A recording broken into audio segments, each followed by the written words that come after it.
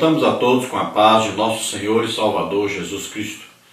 Estamos iniciando mais um programa EBD na TV. Nós estamos neste segundo trimestre de 2016 estudando as revistas da CPAD com o tema Maravilhosa Graça, o Evangelho de Jesus Cristo revelado na Carta aos Romanos. O comentarista da CPAD deste trimestre é o pastor José Gonçalves. Hoje estaremos estudando a lição número 6 com o título A Lei, a Carne e o Espírito. O texto áureo está na carta do apóstolo Paulo aos Romanos, capítulo 7, versículo 25, que diz: Dou graças a Deus por Jesus Cristo nosso Senhor, assim que eu mesmo, com entendimento, sirvo a lei de Deus, mas com a carne, a lei do pecado. A verdade prática diz: a luta entre a carne e o Espírito é uma realidade na vida de todo crente. Mas a dependência da graça de Deus fará com que tenhamos uma vida vitoriosa. Então nós vamos falar nessa lição daquilo que Paulo descobre, que mesmo depois de convertido, ainda o pecado teima em voltar, insiste em voltar e faz de tudo para dominar novamente aquele que deixou o pecado, aquele que foi liberto do pecado. Então nós vamos ver aqui que a luta constante existe na vida de todo crente, que é a luta contra o pecado. Nunca o crente vai deixar de lutar contra o pecado, a não ser quando o arrebatamento acontecer. A partir daí, então, este corpo mortal será revestido de imortalidade, este corpo que é corruptível será revestido de incorruptibilidade. Então, definitivamente, o pecado estará dominado, porque o nosso corpo será transformado de corpo terrestre para corpo celeste, de corpo material para corpo espiritual. Então, essa luta entre carne e espírito deixará de existir, porque Jesus morreu e ressuscitou para estar para sempre com Deus. Assim também nós, um dia, seremos transformados, estaremos para sempre com o Senhor. Então, somente aí essa luta terminará. Mas, enquanto isso, sempre o pecado teimará em voltar, em querer nos dominar. E nós teremos essa luta em nós, de lutar contra o pecado. Era para, quando nós aceitarmos a Jesus como Senhor e Salvador, o pecado cessar definitivamente em nossa vida. Era para ser assim. O problema é que não é assim. É a nossa realidade. O pecado sempre tentará voltar e muitas vezes ele conseguirá nos enganar. Então nós temos que ser suficientemente fortes, estarmos sempre orando, jejuando, estarmos sempre estudando a palavra de Deus, para que, ao sermos ludibriados, enganados por esse pecado, nós possamos imediatamente vencê-lo, possamos estar novamente em comunhão com Deus. Então, por isso que a palavra de Deus diz que nós devemos sempre, todos os dias, orarmos, nos lembrarmos do que pensamos, dos nossos desejos, do que nós fizemos, e sempre pedimos perdão a Deus. Todos os dias devemos estar na presença de Deus, buscando perdão, reconciliação, misericórdia de Deus. Estarmos sempre nessa luta, olhando, vigiando. Toda vez que o pecado tentar nos atingir, nós devemos lutar contra ele. Devemos nos lembrar que agora nós temos uma nova vida em Cristo e o pecado não terá domínio mais sobre nós. Ele vem, mas nunca mais nos dominará, porque nós estamos agora em Cristo. Glória a Deus por isso. A leitura bíblica desta semana está aí em Romanos, capítulo 7, do versículo 1 ao versículo 15, que diz: Não sabeis vós, irmãos, pois que falo aos que sabem a lei, que a lei tem domínio sobre o homem por todo o tempo que vive? Porque a mulher que está sujeita ao marido, enquanto ele viver, está ligada pela lei, mas morto o marido, está livre da lei do marido. De sorte que, vivendo o marido, será chamada adúltera se for do outro marido. Mas morto o marido, livre está da lei, e assim não será adúltera se for do outro marido. Assim, meus irmãos, também vós estáis mortos para a lei pelo corpo de Cristo, para que sejais do outro, daquele que ressuscitou de entre os mortos, a fim de que demos fruto para Deus. Porque, quando estávamos na carne, as paixões dos pecados, que são pela lei, operavam em nossos membros para darem fruto para a morte. Mas agora estamos livres da lei, pois morremos para aquilo que estávamos retidos, para que sirvamos em novidade de espírito e não na velhice da letra. Que diremos, pois? É a lei pecado? De modo nenhum.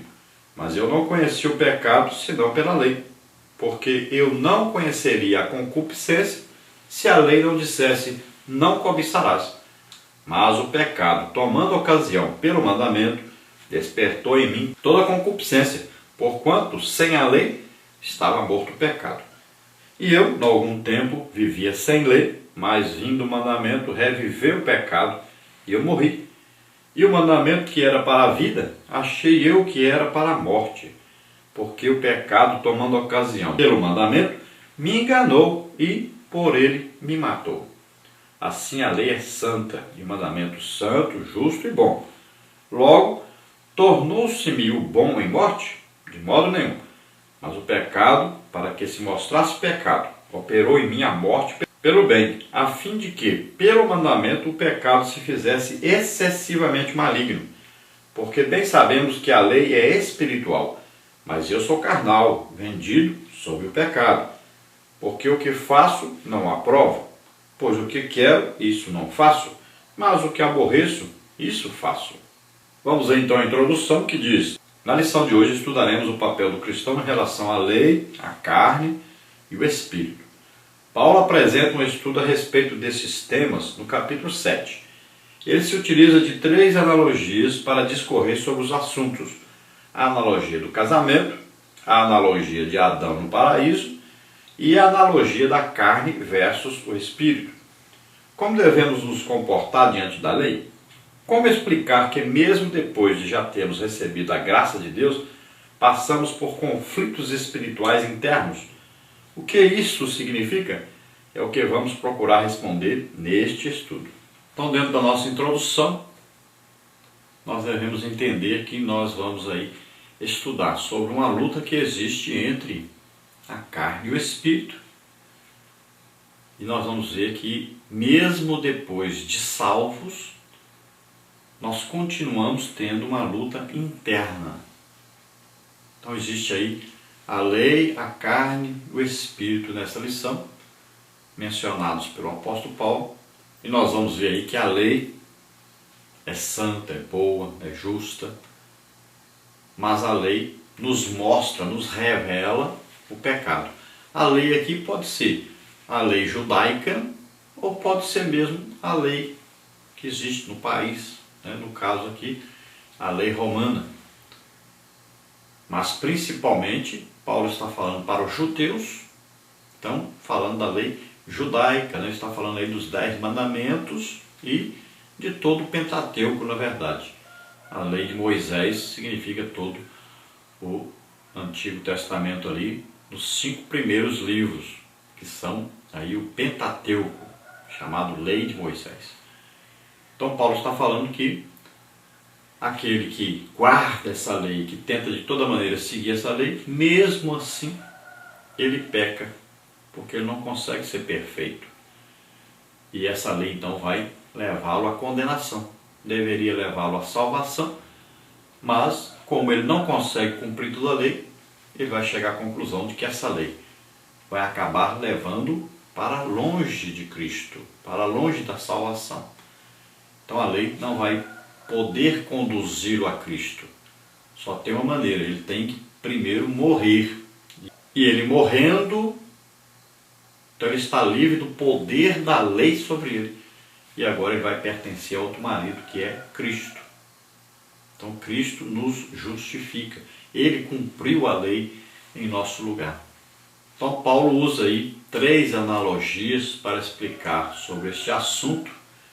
E ele vai falar então do casamento, vai falar de Adão no paraíso e vai falar da luta entre carne e espírito. Então nós vamos ver nessa lição como devemos nos comportar diante dessa lei que nos mostra o pecado e dessa constante luta que nós temos, esse conflito interior, sempre o pecado tentando voltar, tentando nos dominar, e nós continuamos nessa luta terrível, embora nós tenhamos a certeza o que é certo, o que nós devemos fazer, como devemos agir, mesmo assim de vez em quando o pecado nos engana. Então nós temos que ver que luta é essa, como fazer para vencer sempre essa luta. Vamos ver então, vamos estudar nessa lição. Então nessa lição de hoje nós teremos as seguintes partes. Parte 1, a lei ilustrada na analogia do casamento, Romanos 7, de 1 a 6. Tópico 1, a metáfora do casamento. Tópico 2, a metáfora da mulher viúva. Tópico 3, mortos para a lei. Parte 2, Adão ilustrado na analogia da solidariedade da raça, Romanos 7, de 6 a 13. Tópico 1, de volta ao paraíso. Tópico 2, lembranças do Sinai. Tópico 3, a lei dada a Adão. Na parte 3, temos aí o cristão ilustrado na analogia entre carne e espírito, Romanos 7, de 14 a 25.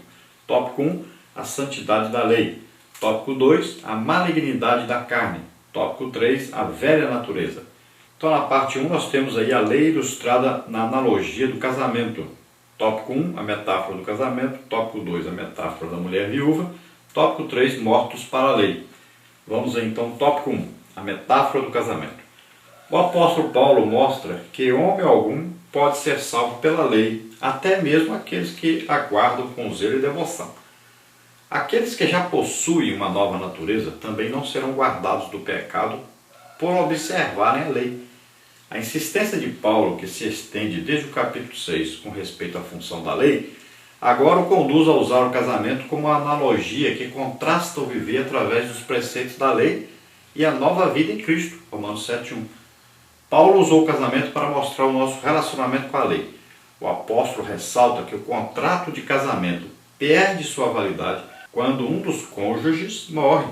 Segundo a Bíblia de aplicação pessoal, ao morrermos com Cristo, a lei não pode mais nos condenar. Estamos unidos a Cristo. Então veja bem, Paulo está usando aqui uma ilustração do casamento. Ele diz que nós estávamos casados com a lei. No caso aqui, é claro, mais para um significado do judeu, que ele está escrevendo a carta aos Romanos, falando mais para os judeus, porque 90% ali eram judeus, ou talvez até mais de 90%. Mas Paulo está falando também, que tem um significado para nós, a lei que nós temos. Nós temos uma lei no país para seguir. Então essa lei estava sobre nós. Olha bem, estávamos casados então. Então aqui comparando nós como se fôssemos o quê? A esposa, a mulher, a esposa. Então estávamos casados com essa lei. E enquanto estivermos casados com essa lei, nós não podemos ser de outro marido, porque seria adultério. Então a lei condena. Então só tem um jeito de ficarmos livres desse marido chamado lei. É o dia que nós morrermos. Então a lei não vai morrer. A lei é santa, justa, boa. Não vai morrer, permanece. Agora, quem tem que morrer é quem está ligado então à lei. Então nós temos que aceitar Jesus como Senhor e Salvador. E neste dia nós vamos o quê? Morrer e nascer de novo. Olha aí. Espiritualmente é isso que acontece naquele dia. O dia que aceitamos a Jesus como Senhor e Salvador, nós morremos para o velho marido, a lei. E agora nascemos de novo. Temos um marido diferente agora, é Jesus Cristo. Então nós morremos onde? Nós morremos na cruz com Cristo.